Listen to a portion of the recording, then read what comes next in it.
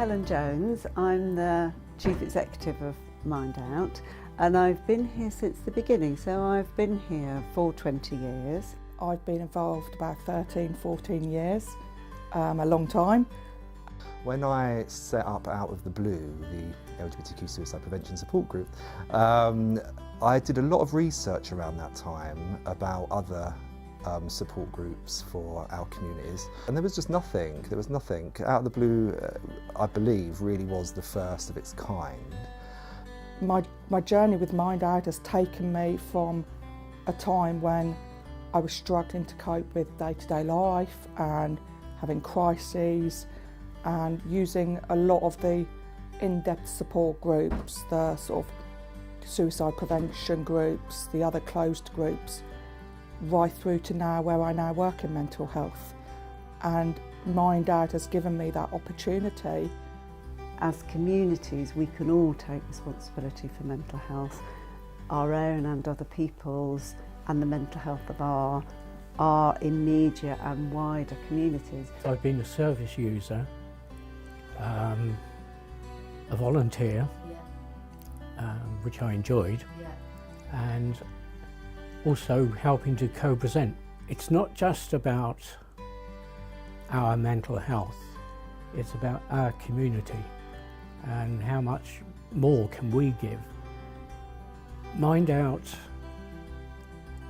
have a better level of empathy with their constituents, and that's to be applauded. People are encouraged and supported, advice is given, but it's never forced upon people, and it's very freeing to be able to just be yourself.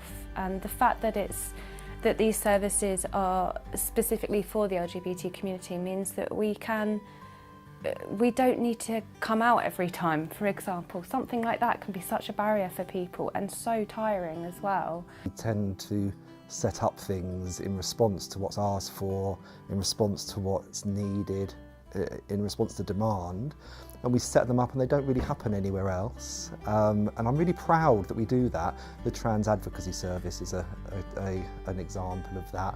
People who come in the most awful circumstances, feeling dreadful for all sorts of reasons, and through using our services managed to turn their lives round, often through using our peer support services.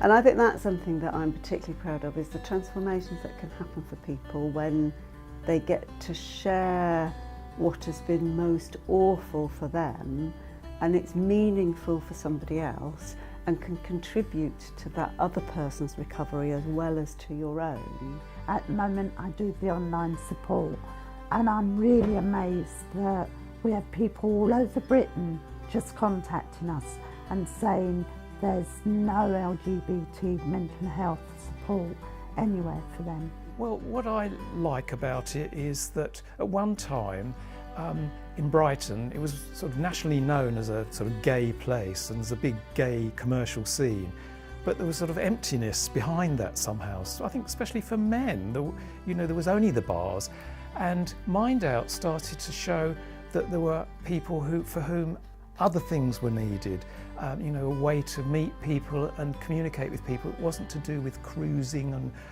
alcohol, and I think that was wonderful that it provided that space for people, especially for people who are struggling.